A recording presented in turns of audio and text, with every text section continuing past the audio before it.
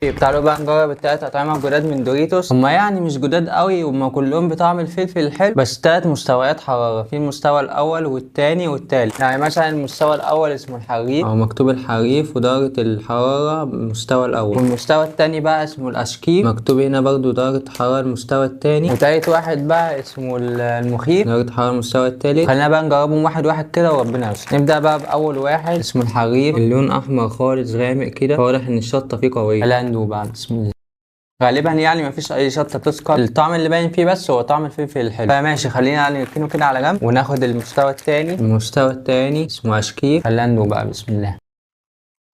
هنا بقى فعلا طعم الشطه باين، طعم الشطه فيه حلو، ده بقى اللي يتقال عليه حاجه. هنا برضو نركنه على جنب ونجرب المستوى التالت. المستوى التالت اسمه المخيف، ده بقى تحسه احمر خالص كده. خلينا ندوق بقى، بسم الله.